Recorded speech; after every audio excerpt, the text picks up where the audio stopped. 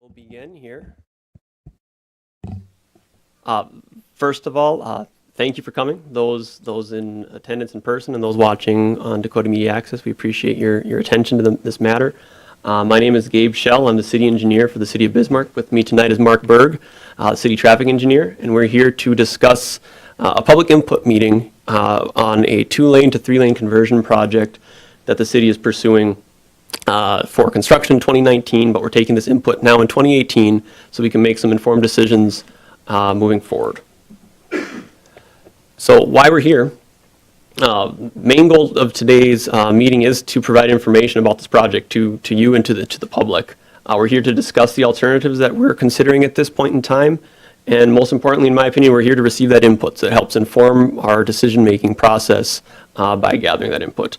The fourth goal, the unofficial goal, is have fun if we can. That's not a mandatory goal, but if we can, that would be spectacular. How do we get to this point? The 3 documents that are up on the screen right now are some of the planning processes that we've gone through in the past that have helped establish kind of where we're at with this project. The one on the far left is the North Dakota Local Road Safety Program. That was a 2013 project that identified low-cost safety improvements that will give a safety benefit in reducing crashes and crash potential in our community. The middle comment, or the middle report there, is a report that our Metropolitan Planning Organization sponsored that identified corridor improvement studies. So not necessarily just safety-specific things, but also from an operational perspective. And through that, there's also recommendations. The last plan on the far right was our Bismarck-Mandan Bicycle and Pedestrian Plan that was completed just recently at the end of 2017 that identified other safety and pedestrian and bicycle improvements. And why I say this is that there's a lot of overlap in all of these plans in what those improvements detailed. And so those planning processes tried to build on past recommendations, but in the end, each plan was somewhat focused and limited in their regards of looking at that specific purpose. So this safety plan that DOT prepared was really just looking at safety, didn't care about traffic operations, didn't care about bicycles, didn't care about pedestrians, was really just looking at the safety of vehicles traveling on the roadways. The MPO was a combination of safety and operational perspective. And what I want to try to highlight on all of these is that the same corridors keep coming up in all these planning studies. Our north-south connectivity has been identified in multiple studies, as well as in the community at large, as ways that we need to improve that, as well as our east-west connectivity. And so with all of these studies that have those same sort of recommendations, now is that time that we can take all those recommendations that might be disjointed and come with a cohesive plan that puts all those together in some semblance of order that we can then propose for our local roads here. Furthermore, through the 2017 Livability Summit, there were 1,238 responses to this particular question on how to improve transportation in our community. And the number 1 response was a faster commute for north-south traffic. The other ones highlighted there in red were additional bicycle infrastructure, as well as faster commute for east-west. It wasn't a scientific survey necessarily, but the fact that we had 1,200 of our residents and property owners in this community respond does give us a temperature of the demand for some of these facilities that we might see in the public. So with that, Mark's going to talk a little bit more about our project specifics that we're going through. Thank you, Gabe. The project location, as you can see on the map on your screens, are Divide Avenue, Washington Street, 4th Street, and 19th Street. What the 3 out of the 4 have in common are the fact that they pass over under or through the under the interstate, which connects Bismarck south from Bismarck north. So we're looking for opportunities in which to improve these corridors. Okay.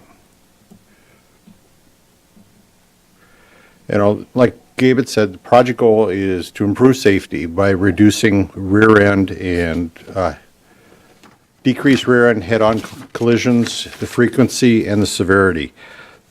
Typically, when you look at a 3-lane section, you're seeing about a 38% reduction in crashes. Typically because people are sitting in the through lane waiting to make a left turn, and the person behind them is distracted or not paying attention and causes the rear end crash. What we're looking at is, in the alternatives, is they're specific to each corridor. And what I mean by that is, as from an engineering standpoint and looking how the roads were built and how they were constructed and where, they're not all the same width. I mean, we're looking at roadways that are 52 feet wide, and we're looking at roadways that are 44 feet wide, and trying to, make these improvements. And the thing to keep in mind is this is trying to do an improvement project with the minimal amount of investment. We're not changing curb lines, we're not widening roadways. We are trying to take an existing facility and make improvements. And we're going to try to do that by changing the pavement marking and signage. We're not going through some formal environmental documentation process or any of that, but, we're trying to build alternatives that will utilize the existing area of roadway. Now to talk about the alternatives. Okay, on your screen, there's a series of alternatives. The no-build, the two-way left turn lane, which is a center left turn lane that allows traffic to pull into that center lane to make a left turn. And then alternative C is two-way left turn with bike lanes. D has two options, either putting parking on the right side of the street or parking on the left. And alternative E is looking at just making turning lanes at the intersection. Now, words are nice, pictures are better. What you're seeing in front of you is basically what we're looking at today. It's typical, it's not every location, but it's simply to, continue as is. The next one is with the two-way left turn lane. You don't see any parking, you don't see any bike lanes. Strictly looking at that. If you were putting that on a street, yeah, the outside lanes would be a little wider, but the benefit is, in the wintertime, when the streets start to get narrow, we have room for snow storage. The alternate C is to utilize that space with bike lanes. Is where the streets are sufficiently wide, which would allow us to create a safe bike lane, we could implement a bike lane. Alternative D is very similar to what you see on Washington Street, south of Divide Avenue, where we have parking on one side of the road. The only difference between D1 and D2 is the fact that it switches parking from the right side of the street to the left side of the street. And the last one is to go in and just make intersection improvements. On 4th Street north of Divide or south of Divide, to go in, they have turning lanes. We have other intersections that, we could do this too and still leave the roadway as is. Gabe, if you want to finish up, thank you. So the budget and the financial aspect of this project is that the DOT has awarded the city of Bismarck a federal grant using Highway Safety Improvement Program dollars. And those dollars come at a 90% federal level with a 10% local match. So the local match for this project would be through our sales tax dollars, so there'd be no special assessments for these improvements. But the thing that excites me the most about this is that we're really leveraging a 10% investment of city local dollars into a 90% federal investment to make our roads better, whether that's through operational speaking or through safety aspects. So it's a very unique opportunity that we're trying to take advantage of with this project. Our schedule up on the screen is today, we're at that first part, our spring 2018, we're receiving that input. We receive the input through the end of May, and we'll have a slide that kind of formalizes how that input can be received.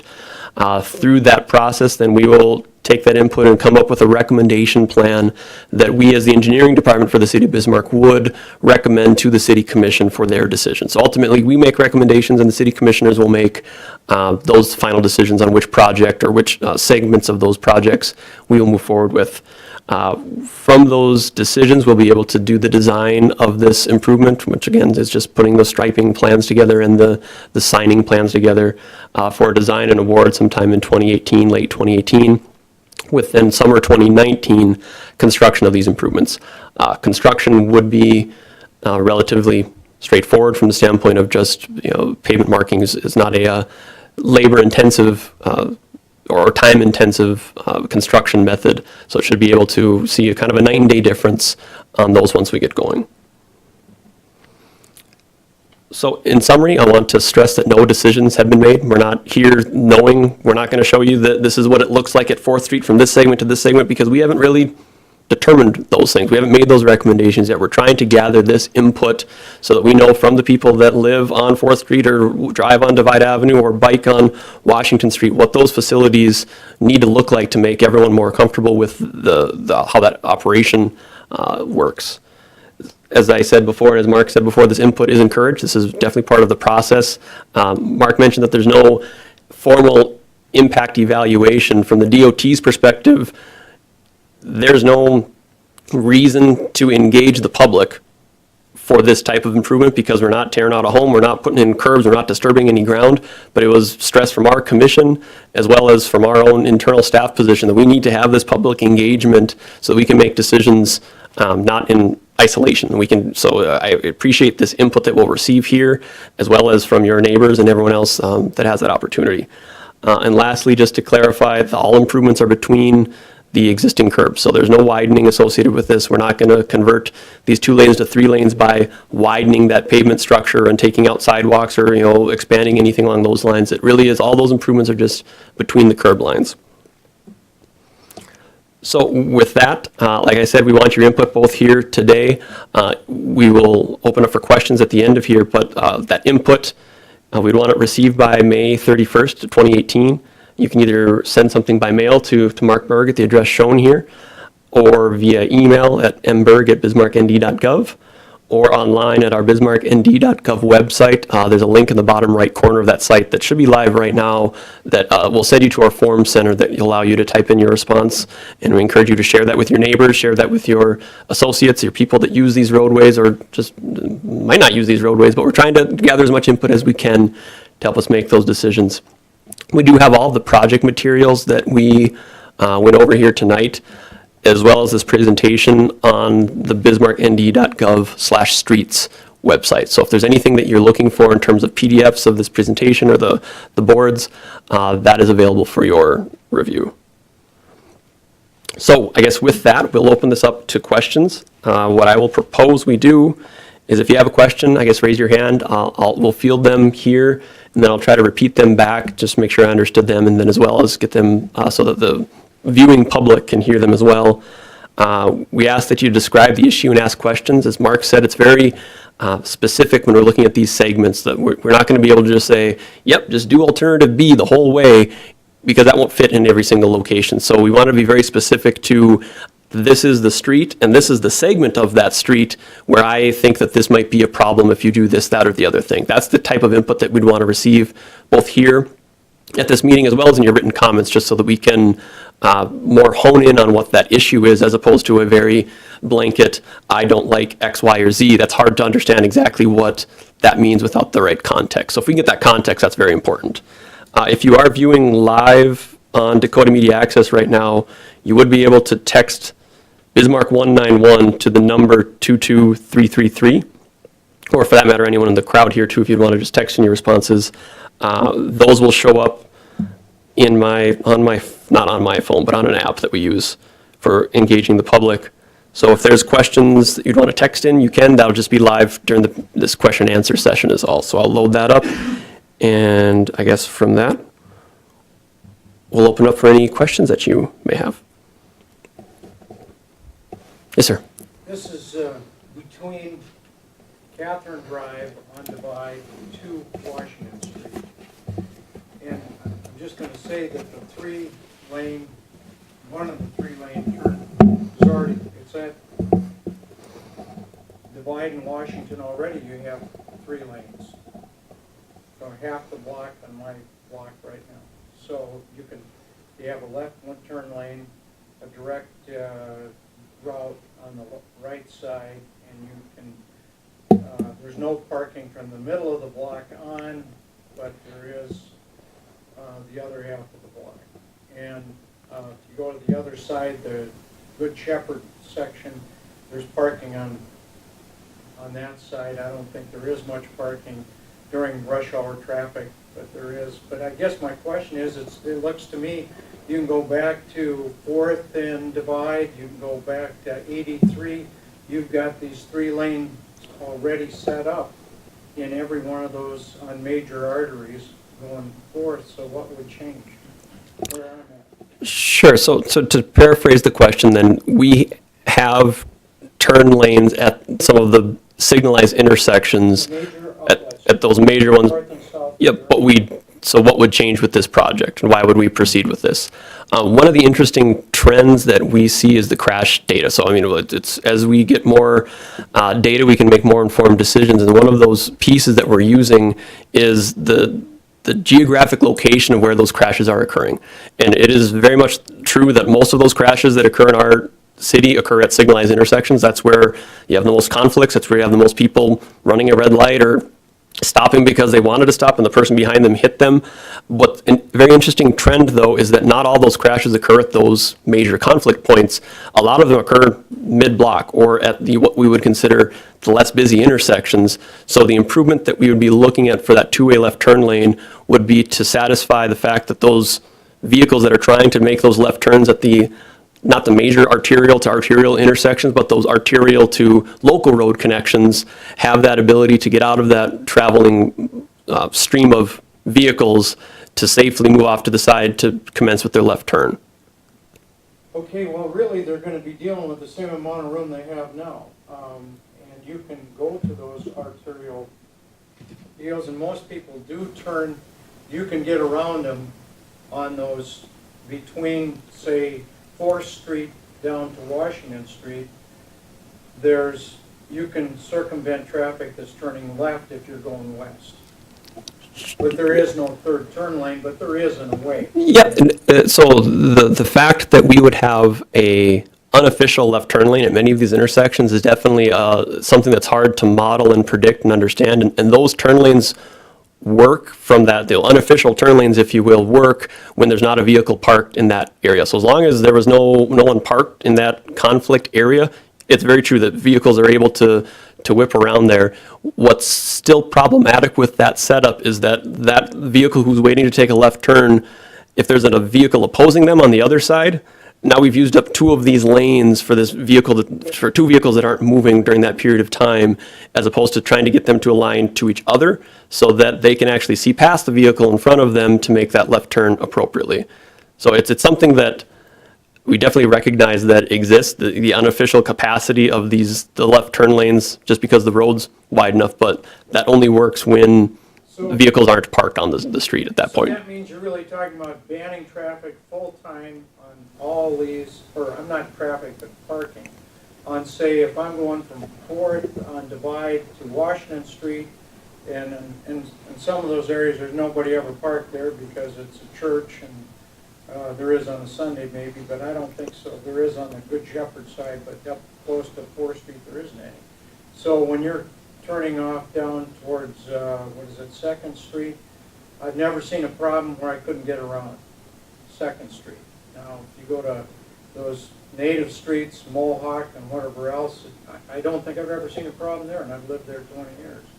And I guess I'd be curious as to how many accidents there are at these streets, and I assume you guys have compiled them and said, here's how many accidents were here, and here's how many were rear ends, and here are how many were front ends. Is that true? Yep. So we through our geographic or our GIS system, we're able to log those and parse them out into what the data, or I guess what types of crashes occur and where they occurred and when they occurred and all that information. We don't have that available now for this discussion, but that will be part of the discussion that we'll have with Commission when it comes time to recommending an alternative.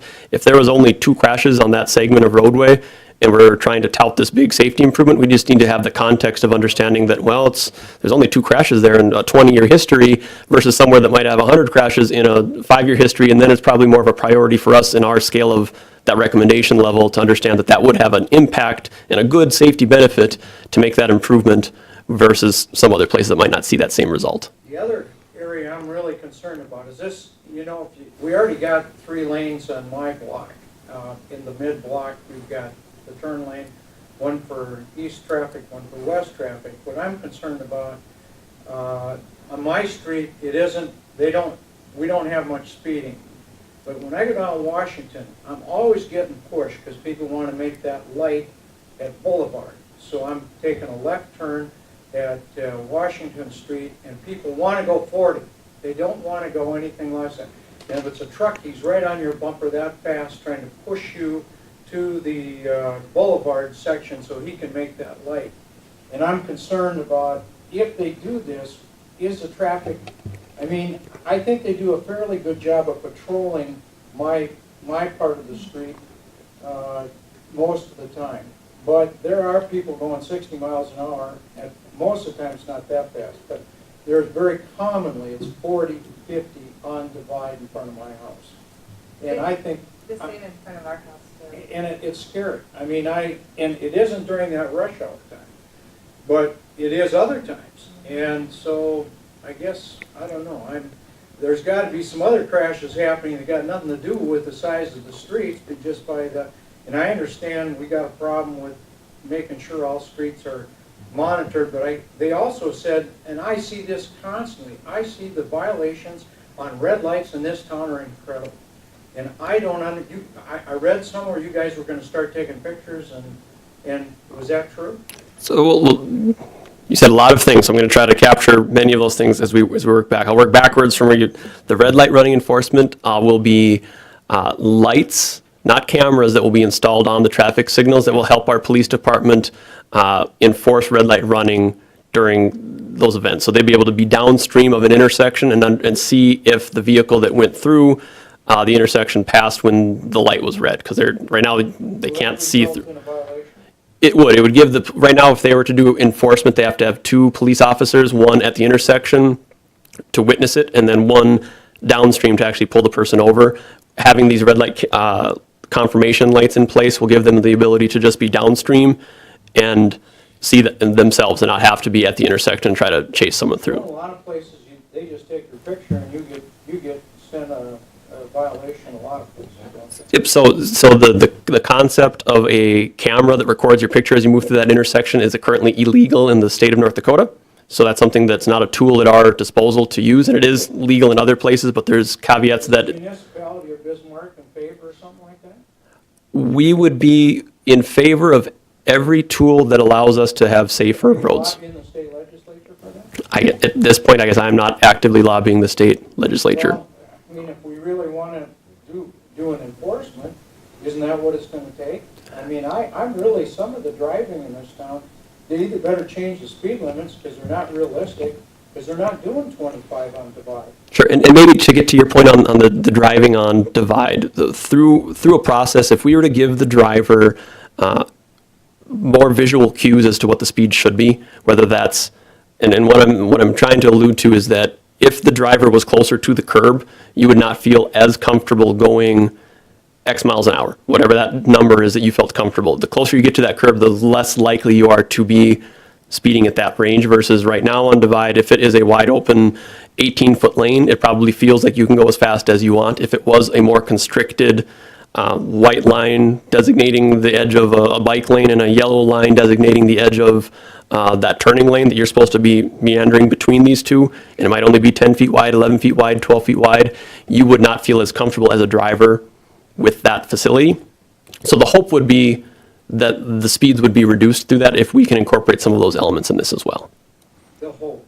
Yep. The hope may have nothing to do with it. I guess my other question is this bike lane. People use they use the lane right now, the parking lane, and they're able, and then beyond Washington Street, you've got, you do have a bike lane already. I'm sorry, yeah, on Divide, there's a bike lane already.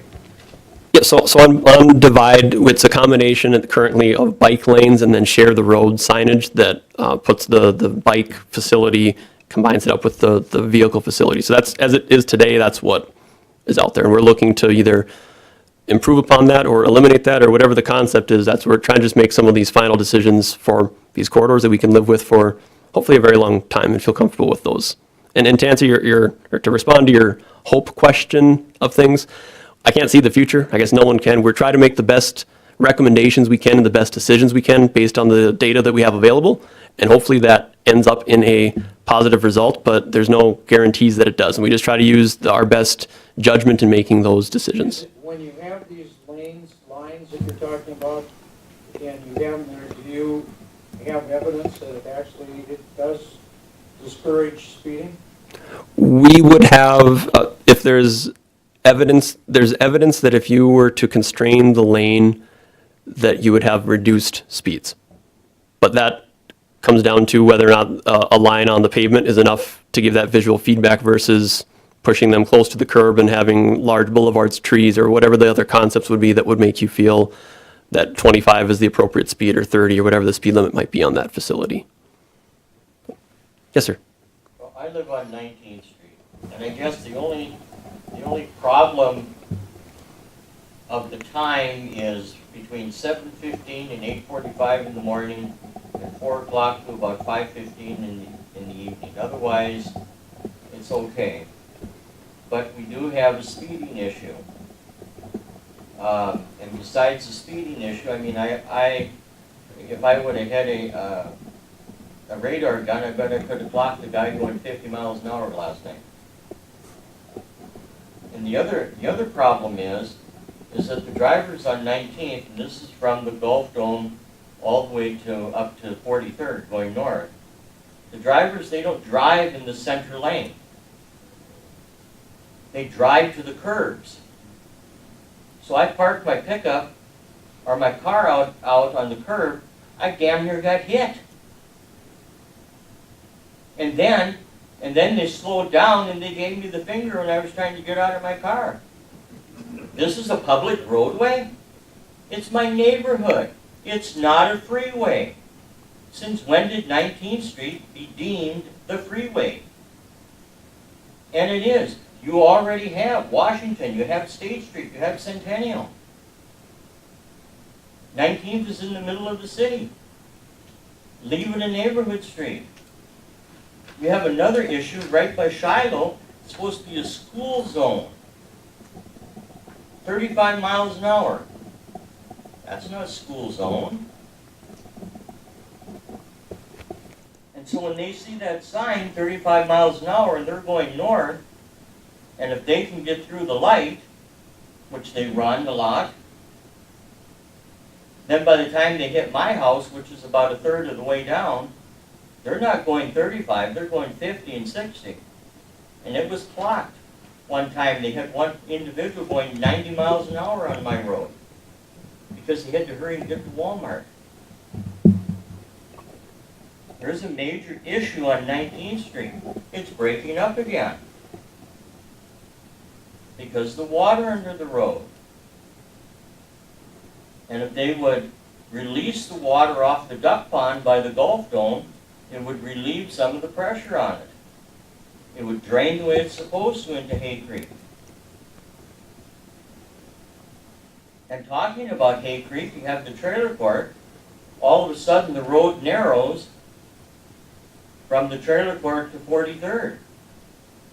Well, you don't think that's a dangerous thing? Drive it. Live there once. That's the real issue. All these harebrained ideas are people that don't live on these streets. Live there. You will find out. So I went to the post office and said, is there a way that we can get our community postal box put on our side of the street? No. No, because you're interfering with the federal post office. That's their route. So you know, how am I supposed to get my mail? We've had people move out of 19th Street because you're talking about safety. That's why they left. The one, she couldn't even have her daughter go across the street and pick up the mail. And she was afraid for her life to pick up her mail herself. Do they look? No. It's, oh, I'm texting. Yep, so sir, Just let me finish. okay. Then, the other day I pulled out of my driveway, going south, I was going 25 miles an hour, the speed limit, and a gal passed me. She had to hurry and get to the red light. So I rolled down my window when I got next to her and I said, gee, did that help any? And then you get the finger because of that? Such nice Bismarck people. You know, it's just unbelievable. But the traffic, you need to do something with the stoplight at Century and 19. You get 6 cars going south, and maybe 8 cars going north. That's the bottleneck. It isn't down by Mapleton where I live. You know, fix the stoplights. If you want to do something, put a roundabout on 43rd. Maybe that will deter some of the traffic. People from WSI, they come down Mapleton when they could actually go the other road and then hit Century. No, they come down Mapleton and go hit 19, and then they do a right-hand turn. Well, I appreciate all of those thoughts. Some of them, You have it for you to consider. But this is ridiculous. You know, it's not all the time. Like people are insinuating, oh, we have traffic, we back up for miles. The corridor of 19th was not developed as a freeway. And that's what you guys have to start understanding. It is a neighborhood street. I want to have the ability to park in front of my house. And without getting killed. You know, thank God we've had a couple police officers that have finally started arresting people from speeding. But that's the issue, is between those 2 time frames. And it's Monday through Friday. Saturday and Sunday there isn't anybody. well, I That's what appreciate, you need to address. and hopefully through this, Signal. yeah, but hopefully through this process, we're able to identify improvements related to these things. But as we're having this in public, discourse, we're able to gather additional information. So all those things are good to help us identify other deficiencies in our transportation system that we need to address. They're outside of the scope of what we're here today, but the points are well received. You can fix the traffic. The purpose of today's public input meeting is to discuss the improvements related to the 2 to 3 lane conversion on those roadways. So the traffic signals themselves are things that, Option is no option. that's true, yeah. That's what we're discussing too. But you have already made up your mind. That's what it sounds like, you as the engineer and the architect. Oh, we're going this way. You're not listening to the output of us.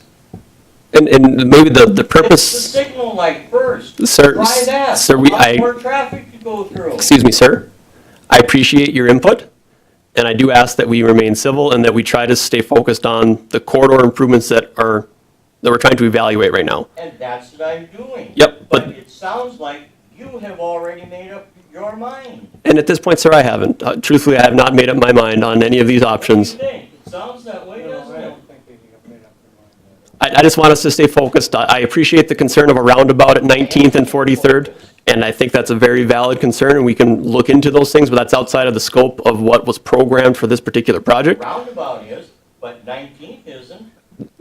Any signal modifications or widening or capacity improvements or things of that nature would be outside of the scope of this project. All he needs to do is adjust the time. Once again, that's outside of this project that we're talking about, so I appreciate the concern. How much money does it cost? 0. Okay, well, Saving my money as a taxpayer. Think about that. I appreciate your comment, sir. It is not out of the scope. Yes, sir. The question I have is, I would think by removing people or putting more on the side, they can drive closer and stuff like that, it's just gonna give them a faster pace, rather than slowing down the pace. Leaving it as option A, which obviously is one I like, it does put it into a residential. There's a speed limit of 25. cars on the side, somebody can get out of the cars. It is somewhat hazardous, yes, but by putting those, people realize it's a residential. When you take all that away, you open up I can now drive 40, and that's probably a good study. I would say my recommendation would be is just measure the traffic speed on 4th Street. We live on 4th Street. It's not 25, it's probably 35, 40 where we are. But there's nobody on the curbs. We don't park on this side of the streets. So, fault of ours. Maybe I need to start parking in the street. But I think that would slow it down. Also, having a car in that turn of a no unprotected lane forces people to be aware when they're driving, not texting, not driving. You're being more of an operator. So I think sometimes A is a better plan to tell people to slow down than to try to lane off everything and tell them follow it and make the speed limit. That's my 2 cents. Yep, I appreciate that. I can say, and we live in the same house, but Sometimes. in a period of 4 years, we've had 4 accidents in front of our house. 2 of my daughter's vehicles were totally demolished. It did not happen at a high traffic time. It did not happen because somebody couldn't turn the way they wanted to turn and there was a buildup of traffic. Those accidents were caused by drunk drivers at like between 10 and 2 in the morning. And that is the problem in front of our house. We also, we don't have, a lot of the city has very wide boulevards where you have room to plant a tree. Our boulevards are very narrow. There is no room to plant trees on those boulevards. So the pictures are very deceptive, but you put a 3rd turning lane in front of our house to widen the street so people drive a little bit, I guess, more efficiently, you claim, and they have somewhere to turn. They're going to be at our front door. We are 25 feet from the street. You get somebody rear-ending the person in front of them, they're going to wind up in our house. There is no boulevard. I mean, I don't know even how well, 2.5 feet? 2.5 feet of boulevard, that's it. I also have a business. I've had this business for 28 years. I have an in-home daycare. And there's 2 other ladies just on my same block that are up the street from us that also have an in-home daycare. We are a small neighborhood family community. We have single garages. We don't have big double and triple garages. We have single garages with single driveways, raising families. Where are our children supposed to park? Now ours are gone, but I do have family that comes over. Where are they supposed to park if you take away our parking? There is nowhere for them to park. Around the corner, walking around the corner, and not just us, but all these people on the streets. We're raising families. We have small children. We have dogs. We have pets. We take our kids out for strollers. Like I said, where are they supposed to park? These kids that are learning how to drive, where are they supposed to park? You can't fit 2 or 3 cars in the driveways. There's no room for it. And I appreciate that input. Obviously, there's a balance in all these equations that we're trying to find where that balance is. The fact that we have an interstate crossing our community and dividing into a north and a south gives us limited opportunities to cross those roads. So those are the roads that people gravitate to because those are the roads that people can traverse the community, and trying to weigh that need against the need of the people that are adjacent to those properties and understanding what those are. So I'm receiving this input and I'm encouraged by this discussion. And your number one thing from your take, 1,200 and some people replied, they want better north and south traffic flow. We're a small neighborhood community. That's what it was built around the Capitol. You have all of these small neighborhood communities that support this Capitol, and the traffic now is increasing because we're growing, which is great, we're growing. But now you want to take these small neighborhoods and destroy what we've had for the last, well, I've lived there for 28 years. And like I said, I don't feel it is safe enough, and nobody drives 25, very few. 8 o'clock at night when there's no traffic on the road at all, you've got idiots going up and down the street at 50 miles an hour. You've got kids racing their cars up and down the street. The three lanes is not going to prohibit that, but, you know, better traffic, signs possibly. And something that's, I guess, unique to this project is that we are trying to do this with a low-cost improvement and a low impact. So we're not proposing a 5-lane facility that could really move a lot of traffic through these areas. We're just trying to accommodate the traffic that's already there and recognize that that's a need. And once again, like I said, You're taking away the livelihood of probably me and the 2 other gals up the street, because if we can't get people to park in front of our house to drop their kids off safely, what are we going to do? We're going to lose our families, we're going to lose our livelihoods, and that puts 3 daycares out of Bismarck that, you know, is actually in very high demand in Bismarck is daycare centers, daycare, small Yep. daycares. so I guess encourage, I think you have a lot of those comments written down, so that's what it's important to have this conversation orally, but it's even more important to have this conversation written down with, so we can get your input directly as you want it to be read, so there's no, chicken scratch notes that I have of what was said. It's really what you want to have part of this process. The other thing I'd like to say is, do you have, on the bike lanes, do you have any information as to how often they're actually used? Yeah, and that's, Because I guarantee you, I've driven around town many times. We ride motorcycles around town. I never see anybody in the bike lanes. And I would be very upset if I had to give up my street parking for somebody to ride a bike that is not going to use it. There were 2 people in the last 6 years, 2 people that rode in front of our house and rode their bikes to work and back, because they worked with my husband here. And they moved to Minnesota. Since then, nobody has ridden their bike in front of our house at all.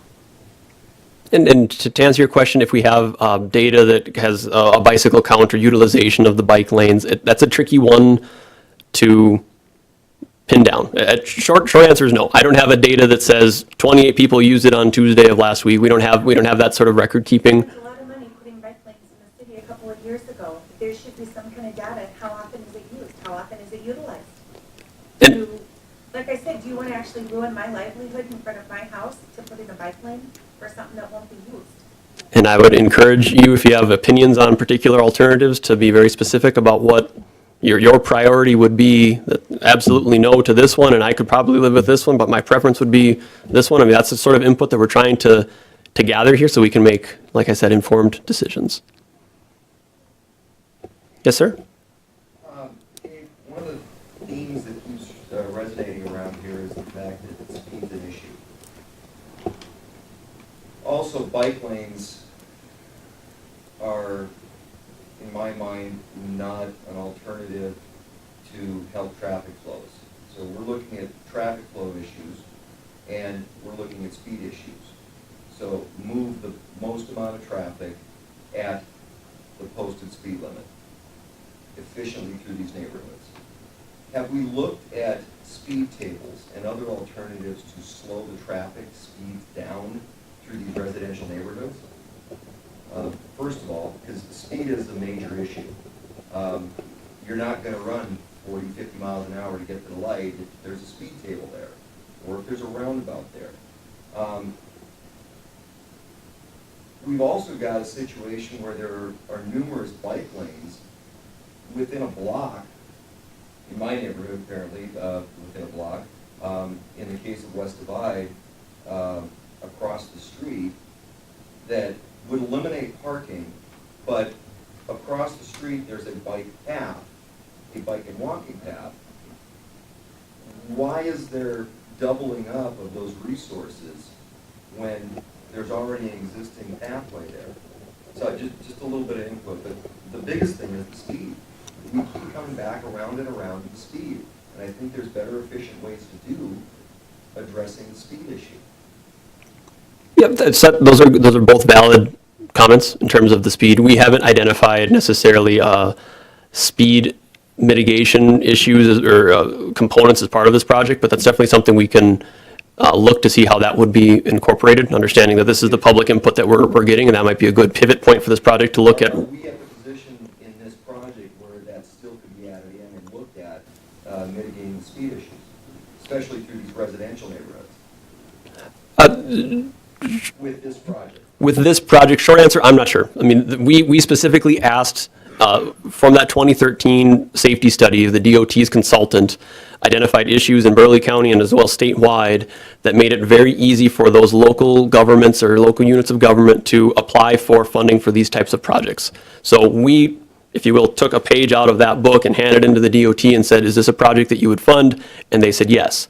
Those inputs from the standpoint of speed tables or other mitigation type things from that weren't identified in that study, but not to say if it's still in the spirit of safety, that's, I think, something that the DOTs would still have, yep, they would still have an appetite for that, but ultimately that would not be our decision. That would be something that we'd have to work with the DOT on understanding if that's still an eligible project type. It sounds like you've kind of been given money and you came up with these 3-lane conversions, and that's where you're focused at right now.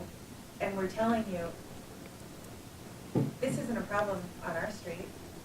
We live there. I've lived there for 28 years. I look out my window all the time. That is not our problem. It is speeding. Maybe that is something you really seriously need to refocus this and look at. Yep, and I appreciate that comment. Yes, sir? Yeah, I live on 1024 West Divide, right at the T-junction or College Drive is, and I've got a driveway and I got to back up all the time to come out of my driveway now to make sure the light reaches red before I can back up.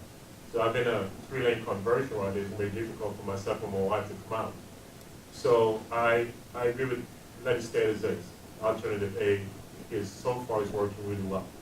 Also, in terms of the speed, I know when you go from Schaefer Street going east, say coming down that hill, we go from 35 to 25. So what can be done with that 35? Can that 35 be reduced to 25? Because usually, as I said, most of the speed usually comes from most of those college students who tend to speed down that hill. And when they hit that light, they realize, oh, I'm at a light right now. And most of them don't only just go down Schaefer Street to that light, they also come down College Drive as well to that light, where they tend to speed so much more. So can that Schaefer Street down to where the light is, can that be reduced to 25? Sure. Accident.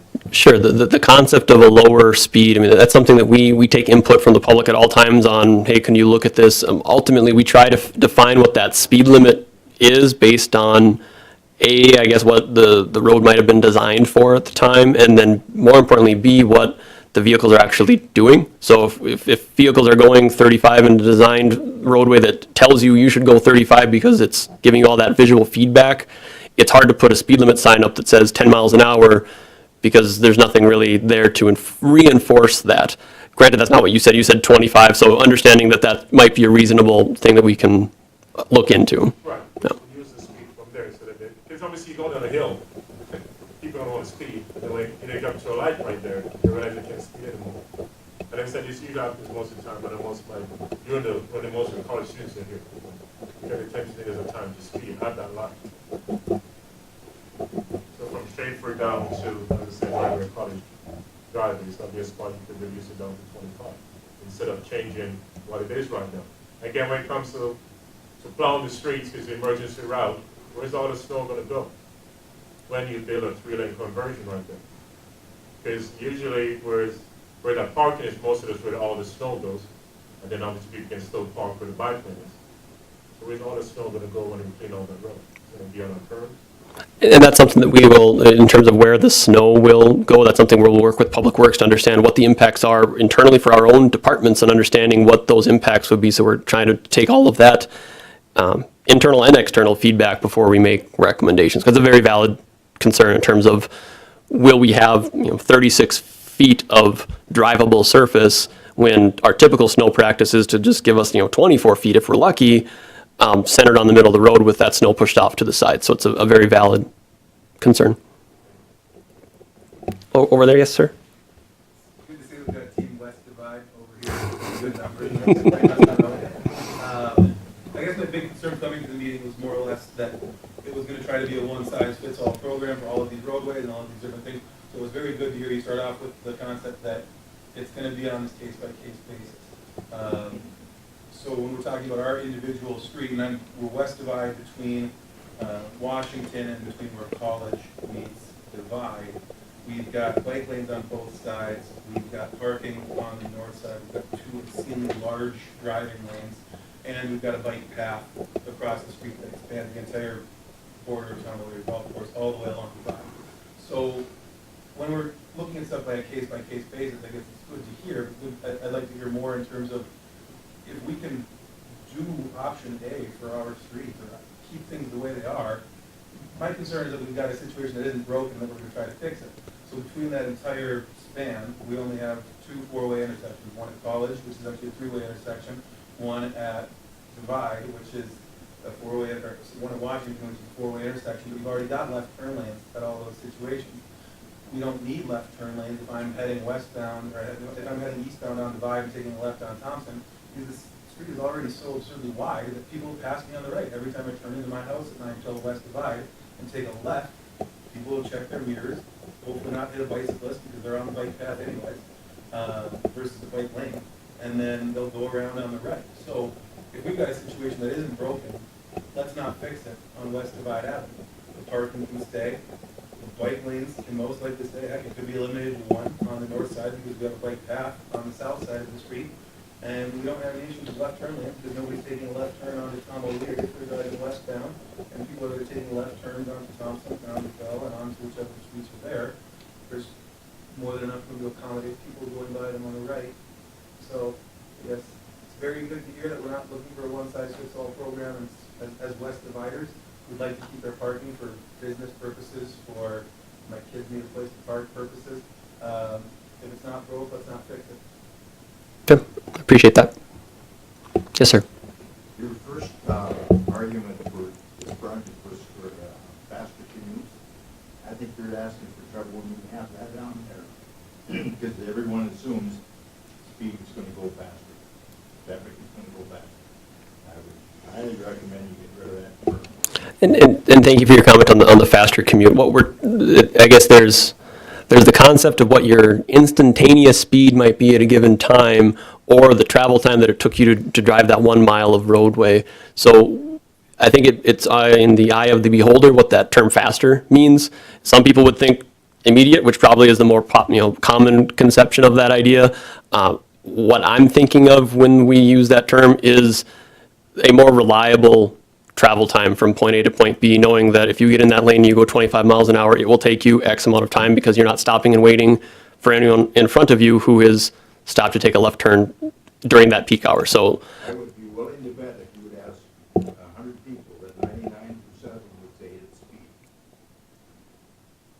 yep, and that's, And I know where you're coming from. so I appreciate the concern because I think that helps form and formulate, when it comes time for decision making to occur, what really the pros and cons of all these concepts are. So I think it's important to be able to discuss that. And then I'm basically on 4th Street, but north of the interstate, there's mailbox delivery all the way through there.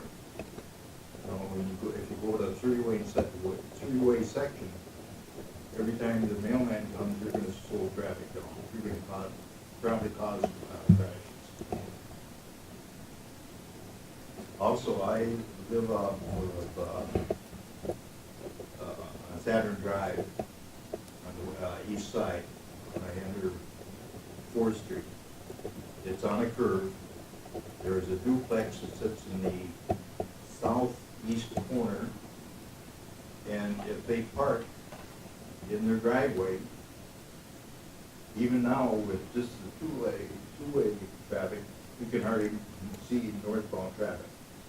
If you move that one-way northbound up against the curb, it's going to be really horrible.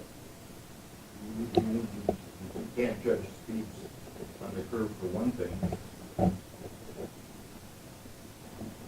And then what happens with the buses? Every time a bus goes down 4th Street, if they stop and you have this three-way section, that's going to cause problems. I guess any time a bus would stop, one would have to stop behind it, even if it's a 2-lane section today, in So theory, hopefully. So an hour each way. So twice an hour, you're gonna stop traffic because they can't, you're supposed to. But what does that do to your, passenger commute? Yep. So that'd be outside of the control, and I guess that would be a neutral position then if it really would not increase or decrease if Well, I think the it would decrease it. I don't think it's gonna help you.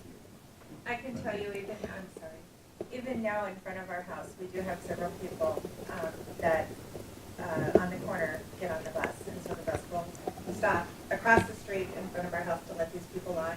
You know, if we had that third turn lane that you say would help, these people behind the bus now with only 2 lanes don't stop, they go around it. So you put in a third lane there, they're gonna think that's their traffic to get around it, and they're not going to stop. I mean, that is the correct thing to do, is to stop, but they're not going to.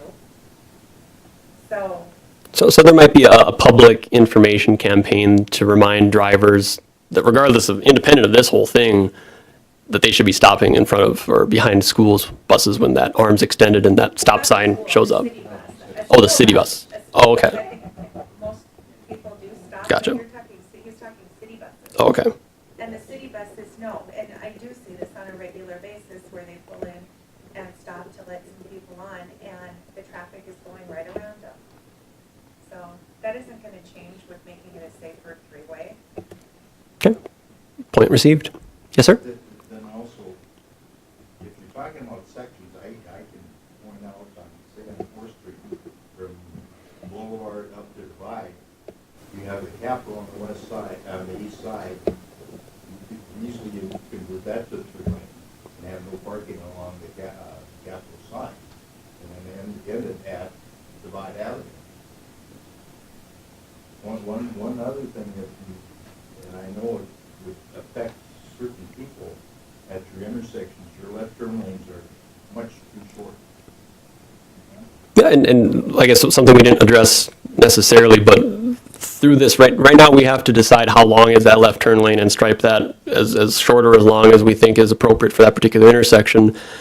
With that continuous left turn lane, it would be a forever left turn lane, if you will, and would at least have the benefit of not stalling traffic in that through lane, because they just pull into the left lane as soon as they realize that they need to take a left and that there's vehicles queuing in front of them that are also trying to make that maneuver.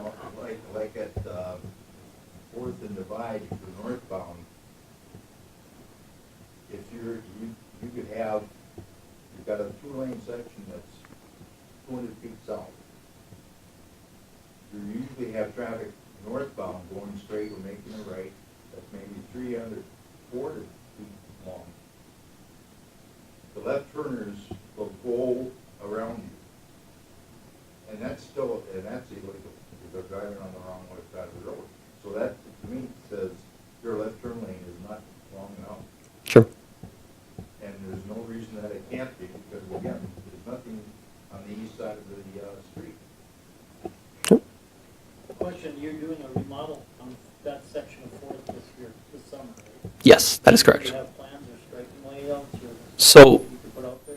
So for the projects that are under construction this year on 4th Street and a segment of Washington Street, the bid package that we put together for that contractor to do that work for 2018 was to, in the end of this construction season, paint back whatever's there today, and that in the future, this project would do the permanent pavement markings on those segments of roadways prior to the chip seal being applied on those roads that we're doing construction this summer. So if the option is to do nothing, then we probably have to work back and have a change order with our street contractor to say, well, to do nothing means you got to put back what you found, because we won't be able to use DOT federal money to not do the project. So that would be something we'd have to work through. Well, those people are already accustomed, speaking for them, and I shouldn't, but those people are already accustomed to one side of parking. You've got the Capitol on the other side and the governor's residence on there.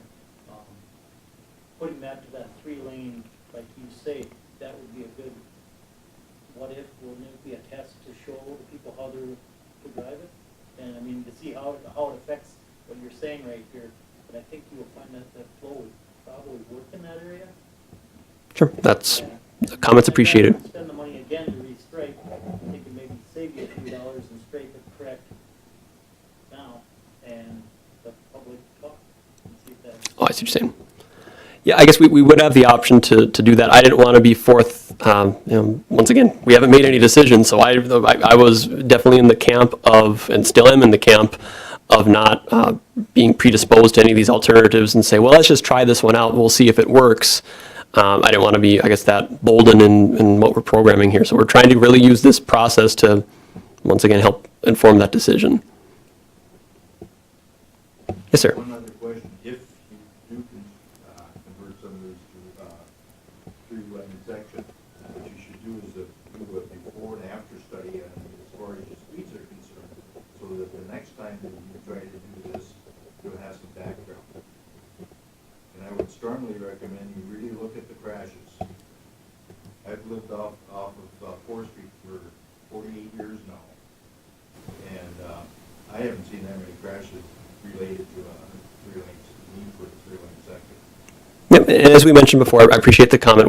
That will be probably the biggest component of all of this, that hopefully we'd be able to find a consensus if there's a documented need, and that we're not just putting an improvement there for the sake of putting an improvement there, but if we can show a need and that this would address that need appropriately, I think that's what we're trying to, that's what will give us our strongest recommendations that we'd be able to provide to commission. That might be the do nothing on half of these things. It might be alternative E, just put intersection turn lanes in at some strategic locations. I mean, that's what we'll try to balance through here, but we're just trying to, once again, make this decision that we'll be able to utilize for a long time, knowing that we're using the best information that we have at the time. When will you be making your recommendation? The recommendations would be made at some point during this summer, would be for our project development. We'll have to get back to commission so that they can give the direction and final approval on the concepts so that we can then finish our survey and design the improvements and get it bid and awarded for construction in 2019. So will the public have another chance to comment on your recommendations? So the question was, will the public have another chance to comment? When we talk to commission, that will be an open agenda item. And our current practice at the City Commission is the first half an hour of every meeting is reserved for public comment on items that don't have a public hearing identified specifically for that item. So items like this would be moved forward and would have the opportunity for the public to comment and voice their concerns at that time. So how far before, when we make your recommendations and you submit it to the city council, how much time is there in between that?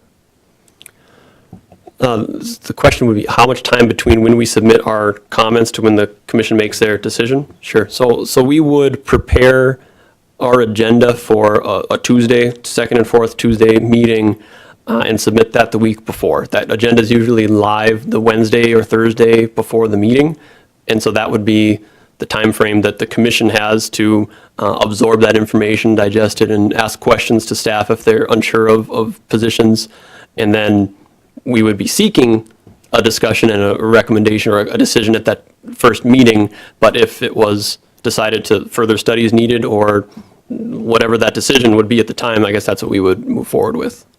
So, would your recommendations be put out on your website before the meeting, or how is the public going to know what the recommendation is so they can go to the city council meeting? Sure. We will have the recommendation as part of the agenda item itself. So that will be, once it's live on the city commission's, That's about 2 days, isn't it? it'd be between that Wednesday or Thursday and then the following Tuesday when the meeting is. That usually ends up to be about 2 days. Because I try to get on the agenda and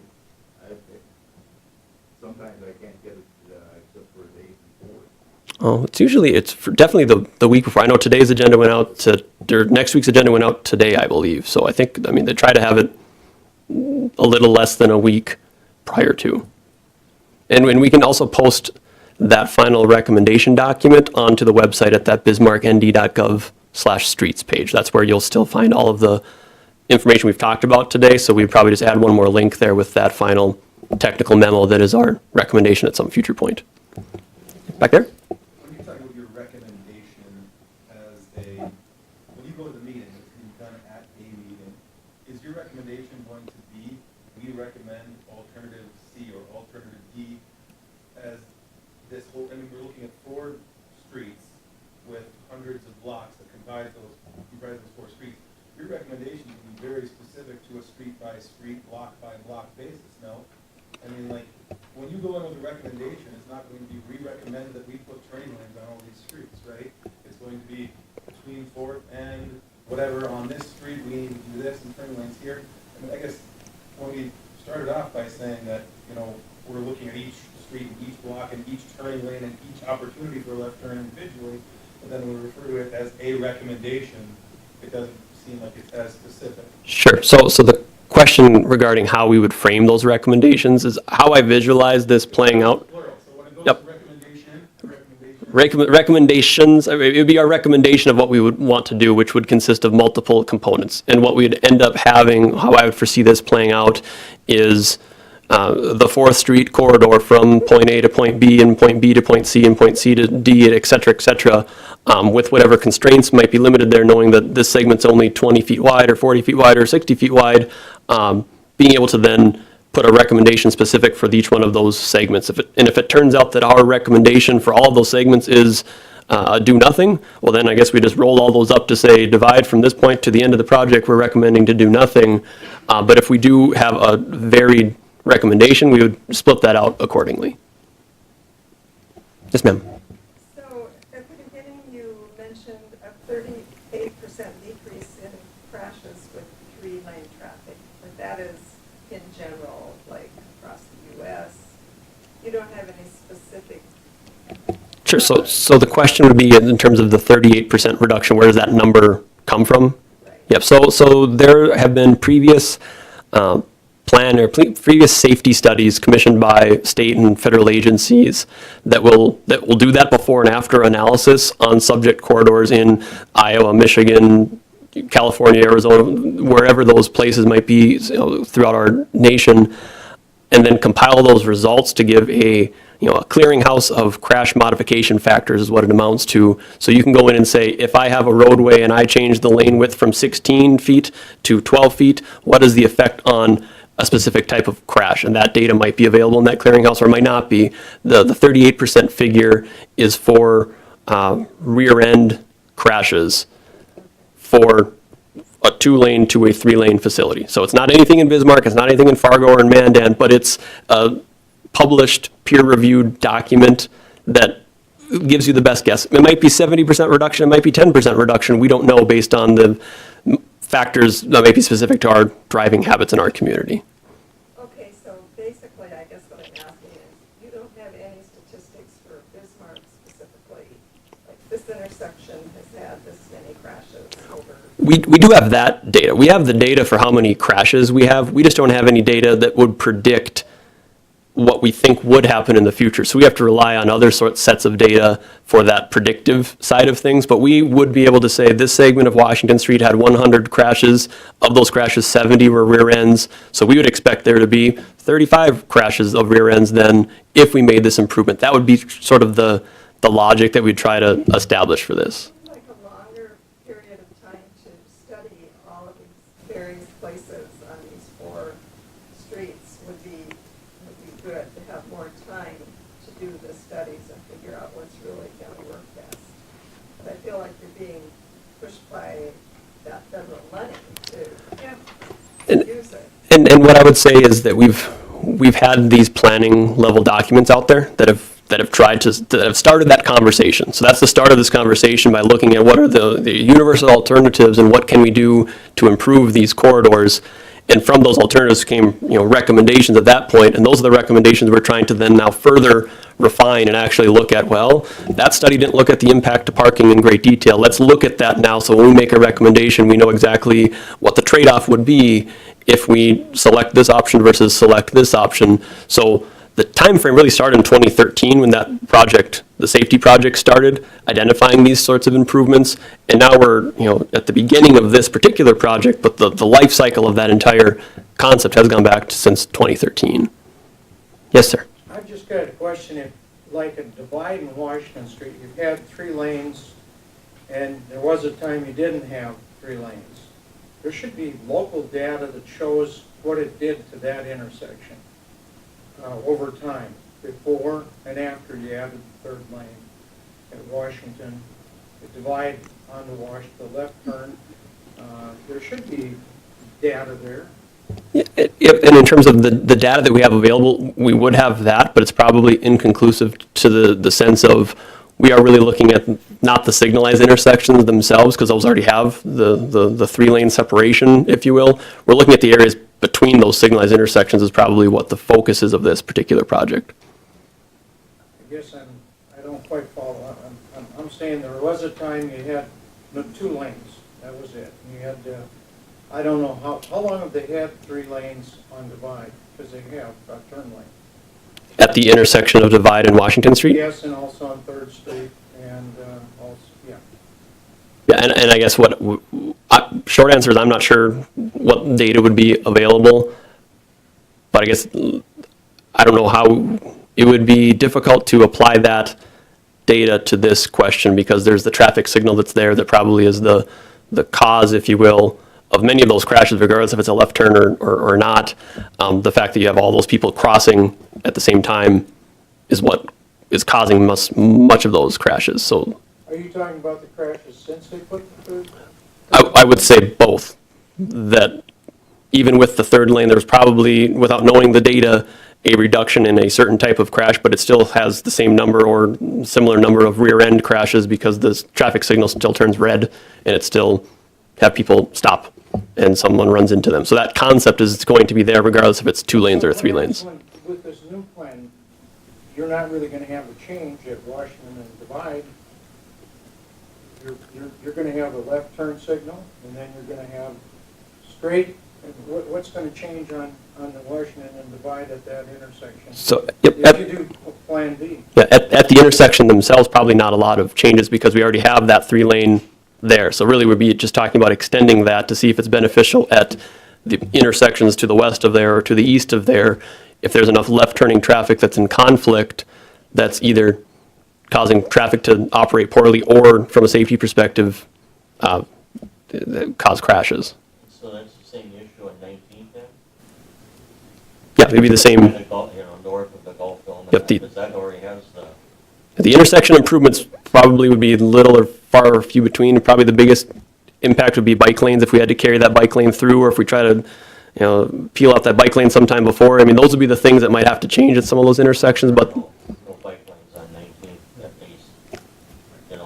North 19th. Yep. And there's no parking because the gas station is there to the east, and then there's a mini strip mall, so there's no parking virtually until you hit, there's, you start your housing and stuff, but they don't, I don't even think they park their cars there because they don't want to get them in. sure. And then there's apartment buildings on the other side. Yes, sir. I live on West Divide, only about a block off of Washington Street, and I hope we don't lose the parking on the north side of the street to 2 bike lanes and a walking path. That's already there. I don't know why we have 2 bike lanes. I sit in my living room, watch what's going on. Yesterday, I seen one guy come on the bike lane. 80%, 90% are on the walking path with the bikes. So why do we need 2 bike lanes and eliminate parking on the north side so that we got more bike lanes that aren't getting used? That's my concern. Okay. There, Yes, I ma'am. do see a need for bike lanes in cities that are not North Dakota, that is winter 9 months out of the year.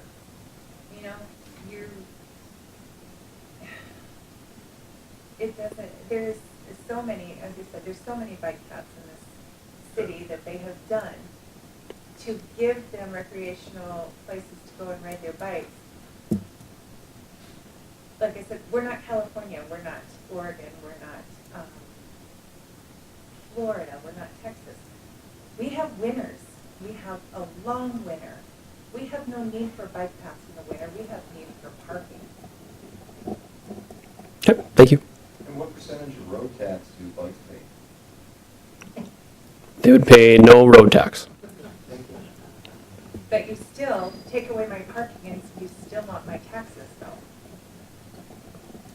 I still have to pay property tax.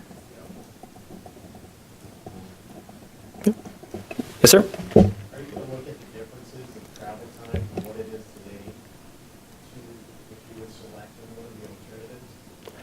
I guess just my feeling, I live on Divide in the Town area, and I think if you do this section, you're gonna shave maybe 5 seconds off somebody's commute at the end of the day.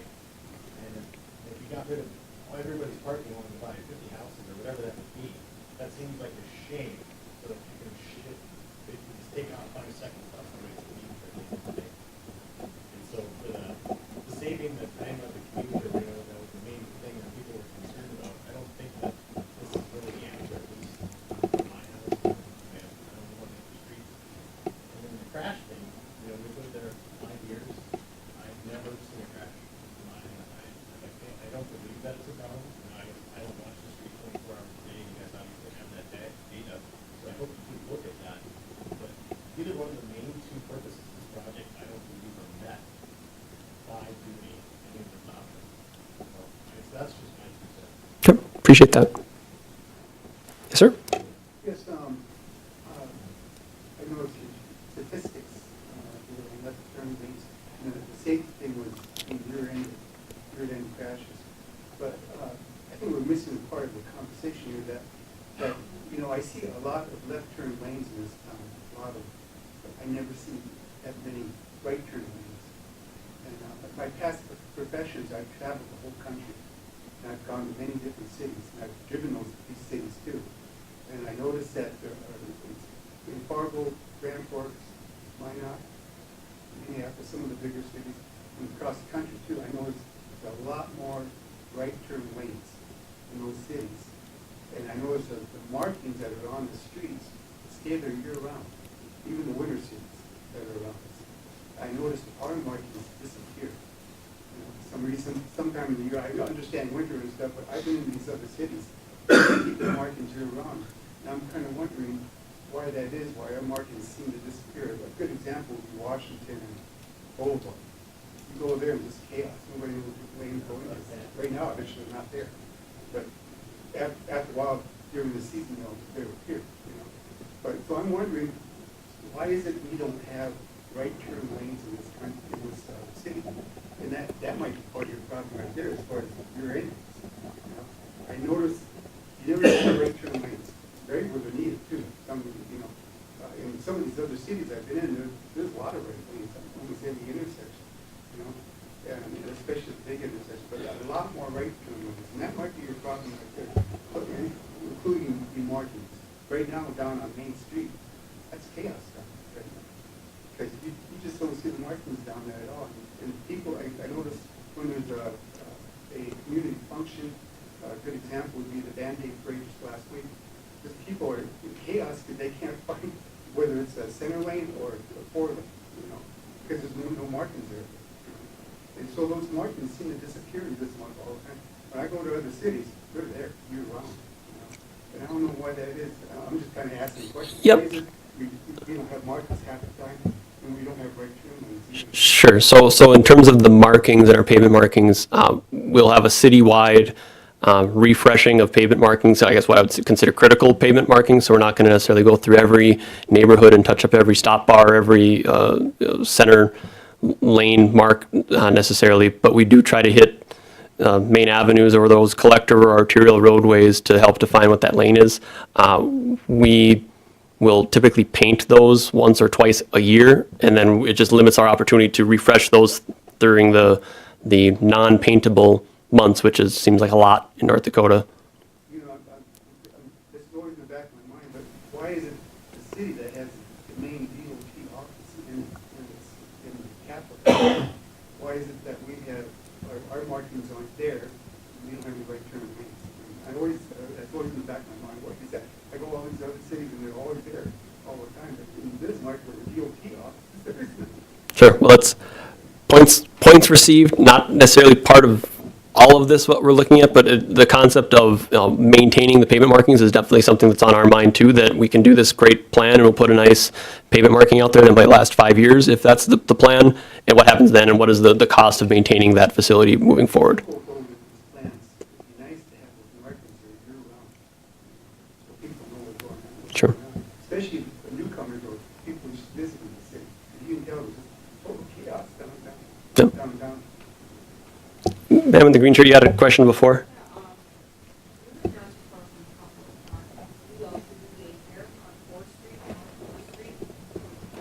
I feel that 4th Street is busy, like 45 minutes in the morning, 45 minutes at night. A lot of people just need to slow down and have patience.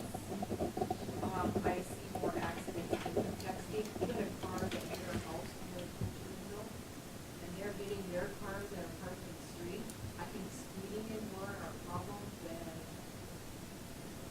changing lanes and putting in a bike lane. I hope my grandkids never ever use bike lanes because people are texting, people are drunk. I want my kids up on the sidewalk. It's just not safe to use the bike lanes. To shorten, we do have short boulevards. We have school, Western school, we have kids walking. So having cars going close to the boulevard, our boulevards are short, it's very dangerous. I have grandkids that are walking on the sidewalk, and it's almost scary right now because of the speeding. Have them walk from school. Okay, appreciate that. Yes, sir. Gabe, could you give your input on, and I see this all the time, this Jen is correct, where some intersections do get cluttered up because there's not an opportunity to turn right. Would a project like this be able to address some of those issues at key intersections? Or where are you at and where's the city at on the ability to have more right turn lanes? Sure. So in terms of right turn lanes, there's probably a marginal safety impact from that, from the standpoint of it's an easier to defend the fact that if you're going that the speed differential is what you're trying to eliminate. So if you're going 25 miles an hour and someone's slowing down so they can go take a right turn, and so they slow down to 10 miles an hour and take that turn as soon as they want to, that's a different story than someone who's slowing down to take a left turn and then has to just stop because they're waiting, and now everyone behind them has to, navigate around that stopped vehicle. It definitely plays into the operation side of things. It really doesn't play into the safety side as much as the operational perspective. And we are always looking at ways to improve our facilities. And so any input that we can receive that helps guide what those improvements should be is welcomed. We do run into issues of the impact that some of those facilities would have if we add them. Because if we're adding a right turn lane, that usually means you're taking out curb, which means you're probably moving sidewalks. So those very narrow boulevards that might be there today, we're now buying right of way from a resident or a property owner or a business owner to put in that facility. And so that's just, it's kind of ups the ante into another level of discussion that we're, grabbing that property for that. So we need to be very, cognizant and aware of those impacts when we move forward with projects like that. So that's why, if possible, we try to make good with what we can between the curb and maximize that where we can. Yes, sir. Do they have statistics getting up the left turn lanes to the right turn lanes? Do you have statistics, numbers on that? Which rear ends were left turn, and which rear ends were right turn? Sorry, so the answer to the question on our crash data, do we have any more information on the cause of the crash? Sure. So we would be able to mine that by reading the description that the officer wrote down when they logged the crash. So that would give us an ability. We don't have that readily available on our systems that we have. We just have what the type of the crash was, whether or not alcohol was involved. Was it what time of day was the road lit? Was it a pedestrian involved? Was there a fatality? Was there an injury? We have that level. We don't get into the specifics of this vehicle was turning and hit this vehicle. We just know it was a point here and there was two vehicles involved with that crash. See data from the city of Bismarck to know whether it was right turn or left turn.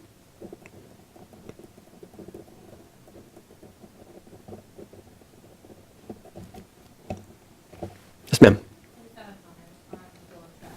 I live on Divide, and I take my kids to daycare in Mandan, and I also work on Divide, so I drive Divide many, many times a day, and during all of the busy points of the day. And it still only takes me from the time I leave daycare to the time I get to work, 15 minutes, and that's during the busiest time of the day. So I really don't see that the flow is an issue. And as far as the bike lanes go, I feel that they're very dangerous. I've talked to people I work with who are avid bikers, and they refuse to ride on the bike lanes at all. They don't want to ride on the bike lane under the B street. They just don't. Okay, appreciate that. Let's add to the ladies with that bike lane. And so it's very dangerous because I experienced being knocked off my bike going again. I'm going from 4th to State Street, especially in the morning when the sun is up. And some of those, some of those drivers don't, because the sun is so blinded, right? Okay, they don't actually see you riding on those things at times because it's so bright in the morning. Sure. Bike. Okay, so for one, I've experienced being knocked off my bike once one time. Okay, and just to add to that, I know I recently moved to this country, moved in 2004, living Divide in 2008, and I love living Divide because again the golf course is there. There's a path to walk on, to ride your bike on. There's a YMCA, and again most of the kids who go when they have basketball or stuff at the YMCA, especially youth basketball, they get to use the parking on Divide because there's not so much parking on the west side of the YMCA. So if you put in 3 lanes on there, that's going to eliminate those parking for those grandparents who go watch their kids play basketball. Because most of those parents park in those parking spots. So we don't want to take away that, as I said. And also to add to that, I know Washington south of the boulevard, between Boulevard and Rosser Avenue, was that 2-lane before? Right, until they're making a full turning lane right now? Between Boulevard and, Yeah, Boulevard Avenue, yeah, so we're talking about Washington Street, so between Boulevard and Rosser, we're going down south. It was 2-lane before, right? yeah, there was a time in which that was 2 lanes, Now yes. it's what? 3. 3-lane? Yep. And that worked because why? Why did that work? Or is it working for those residents there? I guess, and I can't speak necessarily to the concepts that were proposed at the time. I know that some of the backstory was looking at even a 5-lane facility to move even more traffic through there in result of the demand from the public to be able to move north-south in the community. The compromise was then using 3 lanes instead of 4 lanes, or a 5-lane facility to be respectful of the historic nature of the trees that would be there as well as the properties that were there. I guess to my knowledge, and Mark, you can jump into in terms of operationally speaking, it functions. It's always a bottleneck similar to other bottlenecks when you have crossing traffic. I mean, you try to time the signals as well as you can to reflect which movement may be more in demand during those periods of time.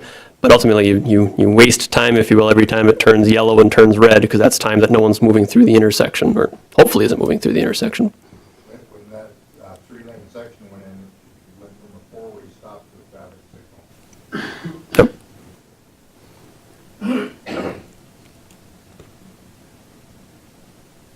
I think one of the things you're hearing here is a lot of the people are liking option A, and they're saying you're missing the flow. I think the flow is fine. It's just at certain times, and it needs to be addressed differently. I know there's money on the table here, so that's always an advantageous time to do stuff. But I really believe that I think we saw an opportunity, and you're hearing from us saying, I don't think this is going to fix a flow problem, and I'm not so sure who everybody who said, if I go out on State Street with my motorcycle at 5 o'clock, I really do feel like a bug on a close to a windshield. It is bad, but that doesn't mean that changing our residential areas to help flow. I really encourage maybe this summer doing more studies and seeing the flow, and I think you're going to see the hours when it is a little backed up, but that's typical. Well, you have the Capitol where everybody gets out of work from point A to point B in that, 20, 30-minute time period. It's going to be busy at those times, and I would guess those 1,200 people that want better flow are some of those people that are trying to get out of the Capitol at that time, or trying to get to the Capitol at that time. We should not have to suffer in our houses that we live in these small neighborhoods, because they're up north of town or south of town in their $500,000 houses and want to get a race to work, or they need to race out of there to get home. They can just take a little extra time. Okay. That's where I think your study will help prove that. I don't think you've ever been on the interstate and sitting, it seems like endless. But if you're moving, you feel okay. I think if you look at these streets, you'll see that we're moving. We may not be moving what we want, but we're still, the flow is moving. Ma'am? As far as safety goes, if you're gonna put a third lane in, like right now, we do occasionally have to stop as someone is making a turn, and it slows traffic down on the side to our benefit. If we put a third lane in there, what's gonna keep people from slowing down? They're just gonna fly through it like it is it doesn't make sense that, why don't we want to keep traffic flow? Yeah, In residential areas. sure, and like we said before, this is a safety project first, and that's really what the merits of the project would rest on. If there's a benefit in the operation, that's great. If there's a benefit from a bike lane, that's great. But really, the crown jewel of this concept is going to be safety. It'll either live or die with the safety concept of things. So if we can show that there is a marketable safety improvement, or a marketable safety need there that needs addressed, and then B, that this would be an appropriate improvement to address that need, then that's where, I guess, where the strength in this project would come from. Because I would agree that if it's just to move traffic to go 45 miles an hour down these roads, I'm not in favor of that if that's the only goal. That would not be what I want at all. Because there will be no reason for them to slow down. If they're gonna use that third lane as a passing lane, I mean, it just doesn't make sense. So though it might not be the goal, we need to understand that it would be the outcome. They're using the middle lane right now without it being a third lane as a passing lane. So there is no benefit to putting it there permanently to start with. But I do think the general consensus of what everyone is saying is that our small neighborhoods, our small family neighborhoods are used for speeding to get from point A to point B a lot faster. And I put up more speeding signs. I don't think we have a speed limit sign on our block at all. No. But it's not enforced, you know, you put up all the Yeah, signs you want. enforce the speeding, put up more signs, make people more aware of what the speed limits are. I would guarantee that would decrease your traffic accidents. Appreciate it. Also, better, this guy said it behind me, better signaling at the corner of 4th and Century, or 4th and Divide is needed, and that would decrease a lot right there too. But you need a longer turn signal, a longer left turn signal. And that's the other side of all this stuff, is that's also a balance, and understanding that if we give a signal for this phase, then we're taking away time from this movement, and then we're trying to balance all those things when there's people going in every which way direction. And so just trying to understand what the best need is, and then trying to address in a way that balances those impacts to all those. Giving a longer turn signal is going to allow more cars to get through there. And if we only did it, and I don't know how the turn signal people work in their office, but at those 2 times a day, when you're going to work and when you're getting off work from the Capitol, around that area, give them a longer turn signal so that more people can get out of there. Yes, ma'am? I can testify to how much better a left turn lane is, because I live at 1006 West Divide. We didn't have one before for the people to go up to the college, and there was a huge backup lane. There is absolutely no problem right now. It flows. It's good. Yes, sir. Like on 19th, we're talking about different times of the day. That seems to be the problem. And of course, then school will be letting out, so that's going to reduce the bottleneck by Shiloh, which is a really short left turn lane into it. But like I said, the speed limit going by Shiloh Christian School is 35 miles an hour. And I was appalled by that. I thought school zones were less than 25 miles an hour. But the time is a factor. And like I said, on 19, it isn't all day long. I mean, I was home most of the day, and the time factor was, like I said, between 7:15 and 8:45 in the morning, because everybody's going to work. And as far as like turning, if you put a right turn lane or left turn lane to hit Mapleton, there isn't anybody that's going to use it, because they don't use a left turn lane to go to Mapleton. But, and then the other time is, like I said, between about 4 to 5:15. And with school out, it's gonna reduce the traffic even less. You know, so it's just kind of different periods of the year. You know, school is on, school isn't on.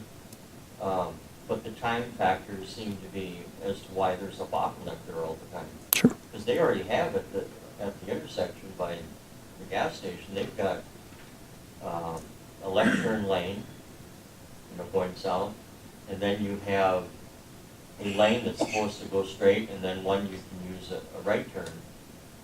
And the same, then there's 2 lanes that go north. So, you know, I don't know. I mean, I was kind of wondering, you know, how 19th got involved in this. You know, but you know, living on it, we see the bottleneck, but it's just during those time periods.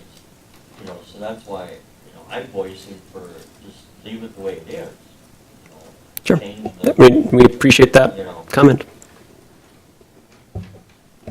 Yes, sir. The dynamic speed signs that like show how fast you're actually going, you know, that makes it always actually going like those now, would those be part of the project? So the concept of having some sort of dynamic feedback radar sign as part of this project, once again, short answer, I'm not sure, because you know, we proposed a certain type of project. So any changes to that, we'll have to, you know, kind of pivot if that's the case. We have applied for that same type of funding through other DOT programs on Forest Street and even Expressway to put in those sorts of driver feedback signs, especially during those school hours, to say your speed limit's 20 and you were going 25, you're going 35. I'll flash a couple extra times at you so you realize that.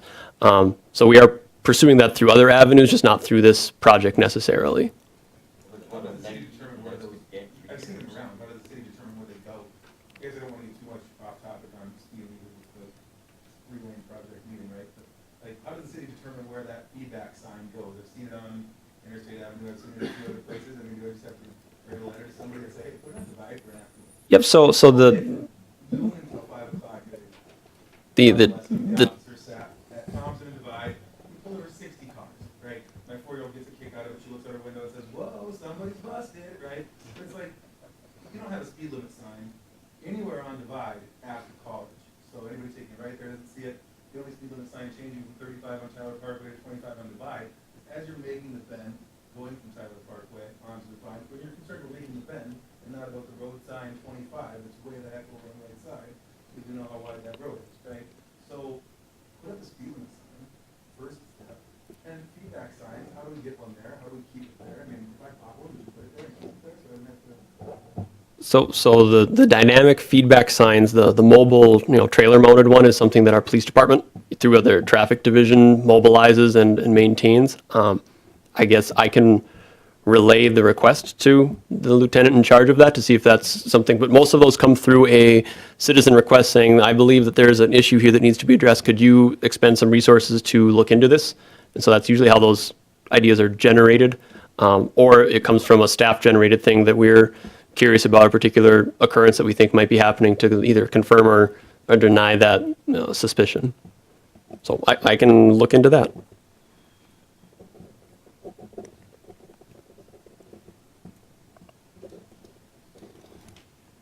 Any other questions?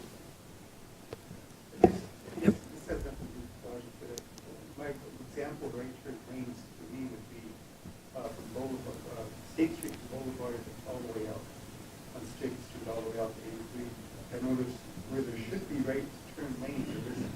And I think if you go on a 3-lane street that is, it's very visible. They should have right turn lanes, especially on that street, from State, from Boulevard to out of town. Sure. 83. And I just don't see that many right turn lanes. In other cities I've traveled, they would have those right turn lanes there, especially on the street, like the 3-lane street. They would definitely have right turn lanes on that right lane. Yep. And we've That's why I bet that's where a lot of your rear engines come from, is the state center, right? Yeah, there's definitely a lot of crashes on State Street, and it's our busiest traveled corridor that we have in our community. and the concept of additional safety needs. I mean, we're constantly working with the DOT on that, joint highway. It's our state street, but it's their US 83, and in trying to maintain what we can and what those responsibilities are, and trying to program projects that help with both safety and operational perspectives also. I know there are right through the main, on the main arteries. I still think there should be more right there to prevent those. Sure. So if I could get maybe the Apple TV back up here, just to remind everyone, this is good input, and I'm writing down notes as I can, but it's very much appreciated if you can summarize that in letter form or in email form, or go onto our website and click on the input tab there. That's going to be the best way. Share that information with your neighbors, share that with your friends, with your enemies, whoever you want. I mean, all input's good input. If we can find little pieces of information there that help make our decision-making better, that's what we're here to do. So I appreciate your guys' attention. I think Commissioner Marquardt here wants to say a few words. I'd just like to thank everyone for coming and it is a public input meeting, like Gabe and Mark had said, and I appreciate all the comments. That's one thing that I want to make sure that let you guys know, that none of this has been decided yet, like Gabe had mentioned. We don't come in with any preconceived notions, but they will be presenting in front of the commission. So the input is very welcome. And then also, like Gabe had mentioned, go online, make sure you check everything off, and you give your input to everyone else. This is just a small spattering of community members. We get information sent to us as commissioners all the time, emails. So I'm sure this topic hasn't or will not go away anytime soon. One thing to the gentleman had talked about red light runners. I just want to let you know that I have been in conversation with some of the legislators. We'll see what 2019 brings. That's something that once we get closer, you might be, for you as citizens to be able to contact your local legislators on that issue. But it has been brought up to different committee members in the legislature. But I would just want to, thank Gabe. That's something that we as City Commission wanted to make sure that we had community input, for this project. So I appreciate everyone coming tonight. I appreciate Gabe and Mark for standing up here and taking questions. And we will look at all the information and we'll proceed from there. But by all means, keep track of it. If there's any thoughts or concerns, go to the website. If not, you know how to get a hold of us as far as city commissioners. So appreciate it very much. Thanks, guys. My last thing I want to mention is that there was one person who texted in a question. So I wanted, as more of a statement, so because one person did use that service, I want to give that person, I think you guys will like this person's response. I propose no changes. The federal government is $2 trillion in debt. My taxes are high enough already. So, with that, once again, thank you, and we would accept your input through May 31st of this year. So thanks again.